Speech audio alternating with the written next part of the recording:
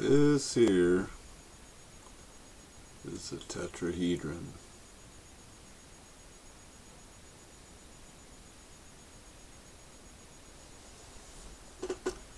This here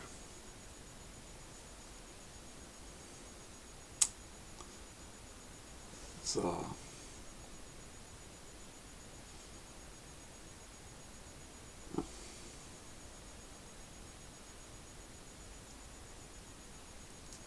what it is it's a plutonic solid. It's the most primary of all shapes. It's the first pure three-dimensional perfection.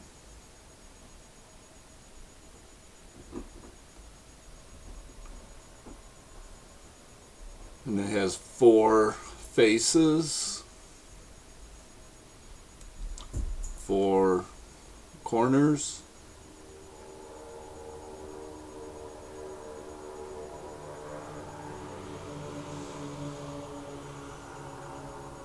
it has 12 of these corners,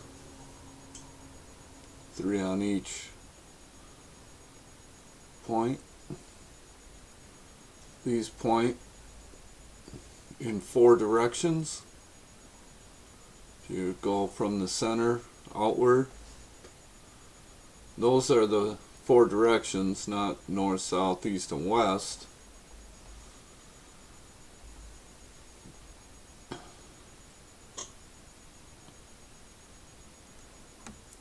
But three-dimensional, you know, where it sits on the earth.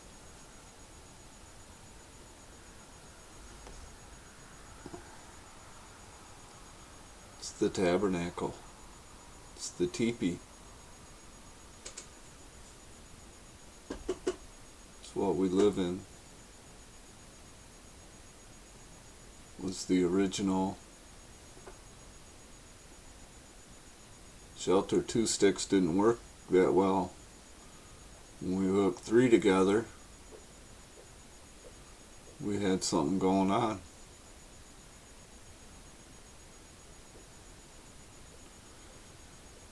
It also represents sovereignty.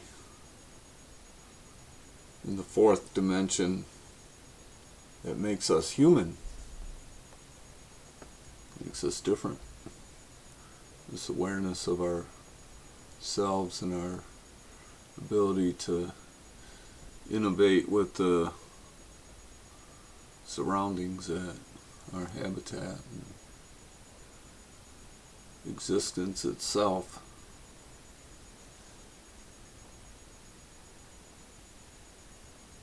I think this has shaped the New Jerusalem.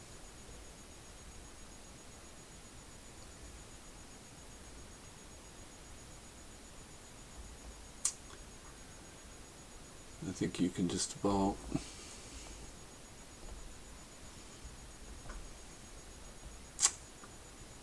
this. You can just about see the man hanging on the cross. His arms back now. Cornerstone, capstone, the foundation stone, the stone of sovereignty, the stone the builders rejected because not one stone can be built upon another.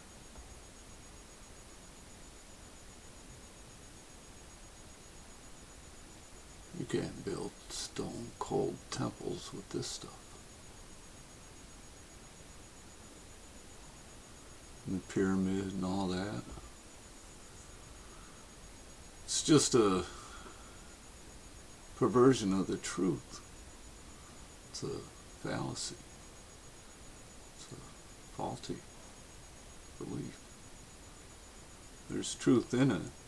It's a division of a lower truth even.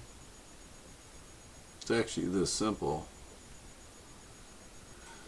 If you take and cut all the corners off of this, that means go right halfway on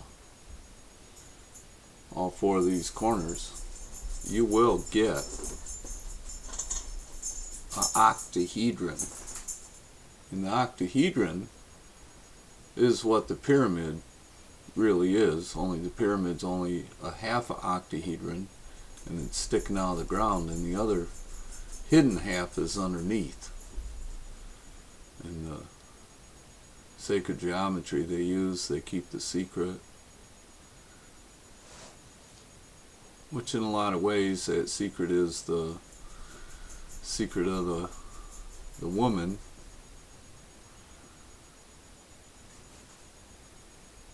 In the secret societies, these men's clubs, and these men, they're not allowed to let these other men in if the women don't approve it, believe me. I mean, it's, oh my gosh. And the deeper, darker secret of it all was what the women were doing.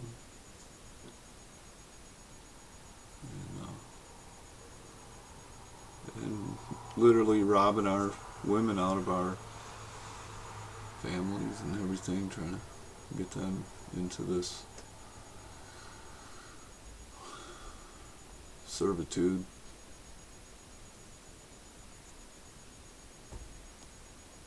Those men are in those clubs being promised that they'll have the women,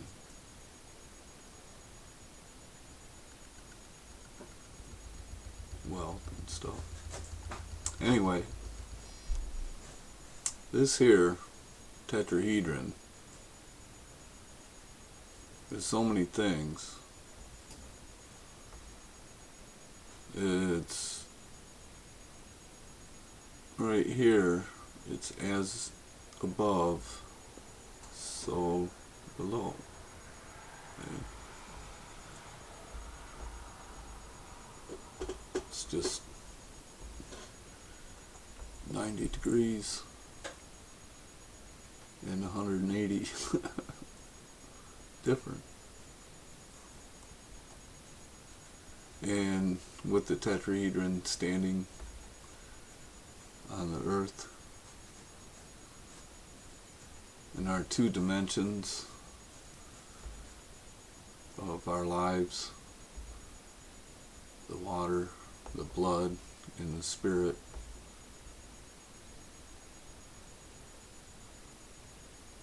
and the dimension that God gives us, and the Father and the Son and the Spirit. And we're these creatures that we just want to be, man. We be it right or be it wrong. People like doing things, being part of something. And it's like the nature of mankind. This is hard to stop, or it isn't being stopped. And but all this stuff's going on. It makes sense. I could go on about the geometry. I could go on about the octahedron for people that know what that is, and you cut the corners of that off and you get the cube. So inside of this there's a cube in here. And there's an octahedron in here that has a cube inside of it. But you can take the cube and cut the corners off of it and you'll get the octahedron again. And you'll just keep going back and forth between the cube and the octahedron, and it will not lead you back to the tetrahedron. And the only way to get back to the tetrahedron at any of those stages is putting the tetrahedron back on to the octahedron. And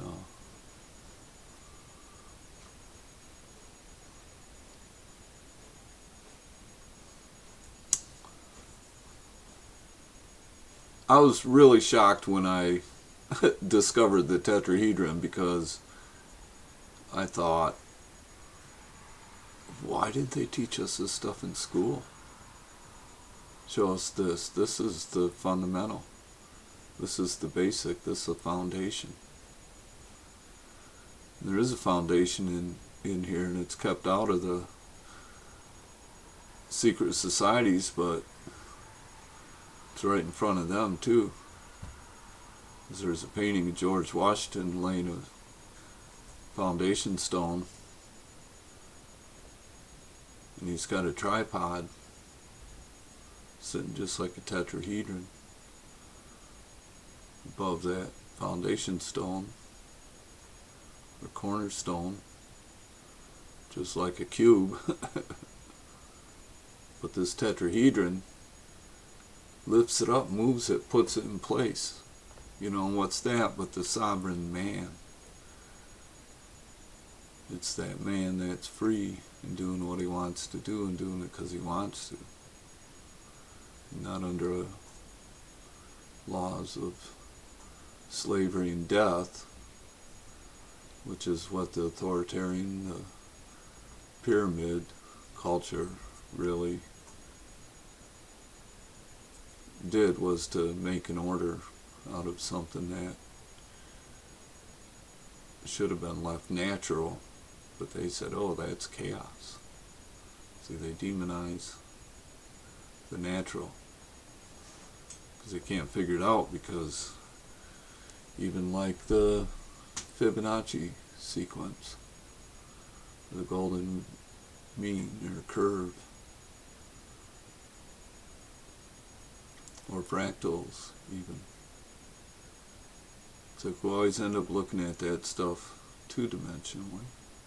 In reality, it's three-dimensional. And you get a three-dimensional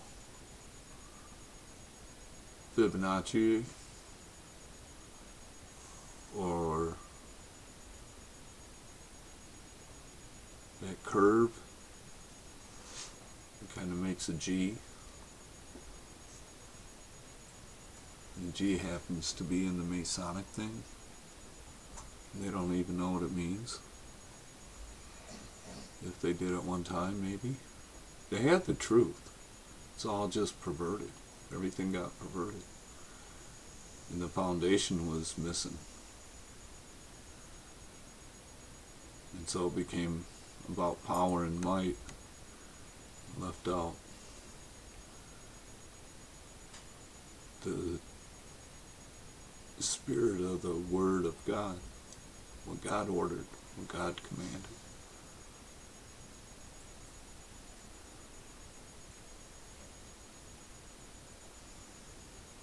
But I think it's really worth kind of looking into. Build one yourself. Get 4, well actually 6 sticks. 6 of them, same length. Put them together at the corners. And that's what you get. And once you start messing with this, it's so easy. It will lead you into everything else, and you'll forget all about this thing. You get all caught up into all the other stuff.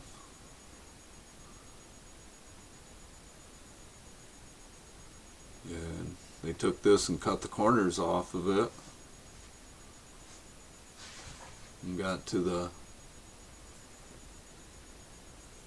shape of minerals, the geometry of minerals, which though they might have a certain life to them, you know, really represent what used to be alive and now is dead, turned to stone.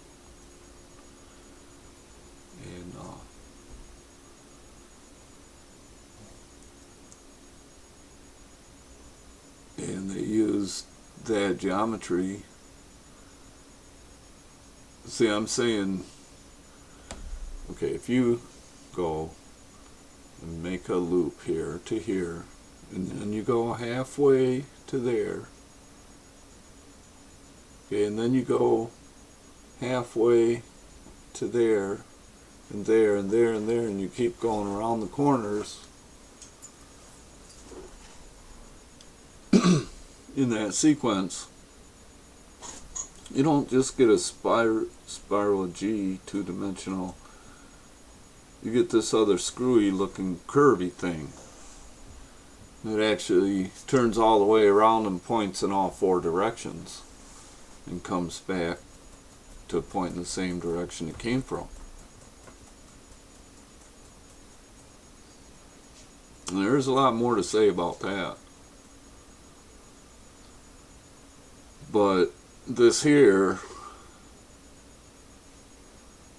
I do believe too, is the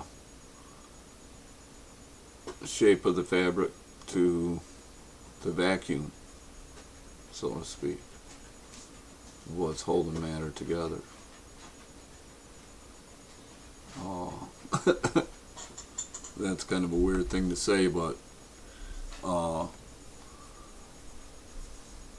you know, where our material world is occupying a space. You know, what is that space that we are occupying if we aren't there? And there is something there. But we have our existence and our awareness in this material world. And one more thing I want to say, so you know, I'm saying that's the foundation of our, or the fabric of our existence, of our material world, when we're talking about the atomic level. And so now I'm going to say the mind blower, which is I don't believe in the orbital atom at all. And you know, string theory went back a little bit too far, instead of looking at the, you know, atom that way. And for instance, with everything is like magnetic, and you have a positive and a negative. That's what these are. You have two here, and you have two here. Okay, but positive, negative, one, you know, 1 and 1 is 2. Okay, but they become 1. And then you have that again, 1 and 1 is 2, but they become 1. Then you have, again, 1 and 1, which is 2 and 2, become 4, but they are 1.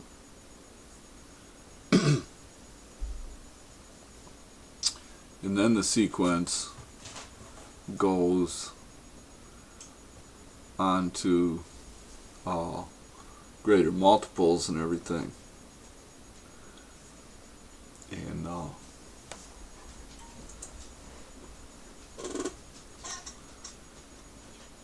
And then what I'm saying, what the difference is between the different forms of matter or atoms, what they are, I would say is the movement that's going on in them, the vibration. God spoke life into existence, and that is vibration. And when you build with these, you can actually make anything. And just with slight differences between the distances here, make all the difference in the world. And it's so simple to shape what you're building once you're putting these together. You don't get temples of stone and square structures, but you build nature, flowers and butterflies and birds and bees. and zygotes of little human babies.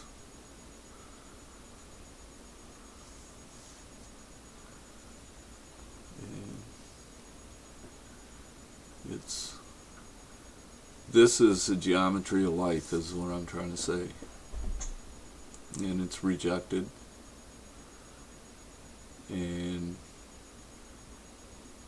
they're taking molecules apart from petrochemicals and stuff and trying to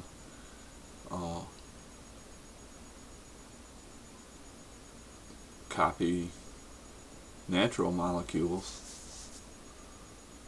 And they're making these more two-dimensional molecules or whatever's going on. It's doing nothing but really injuring us and killing us and making our lives miserable and costly. And right here is something to be held. It's evidence that the know-it-alls didn't know it all, or they kept it from us, one or the other. But there's so much in that little bit what I just shared with people, just off the cuff. I could have used more visual aids and different things, and put spheres together and showed all kinds of connections.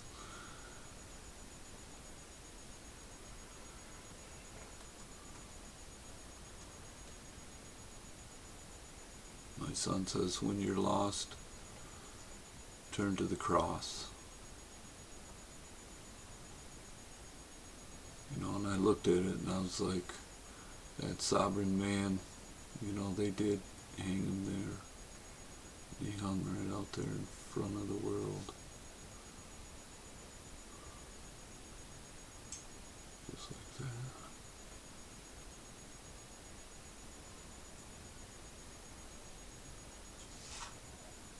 But he is the King of the Jews. He's the king. Pilate recognized his sovereignty, was just amazed. I think they all were. I don't think Jesus quit being a teacher.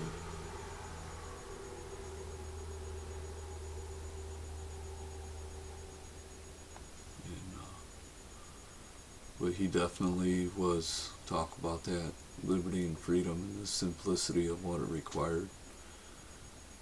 And how hard it was for people who did have wealth and power and commitments and pursuits. And he was pretty careful not to demonize people. Didn't seem like he actually did. And kind of prodded them some,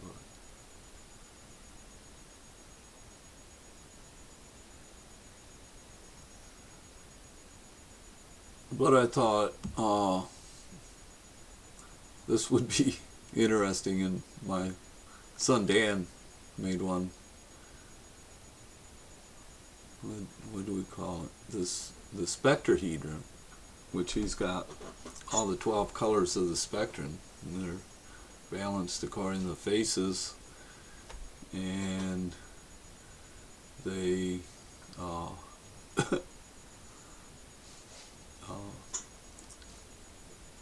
well, it's just pretty cool. You know, I was like, wow, we should make one of them out of glass. He did it with sticks, and he used the colored sticks, and the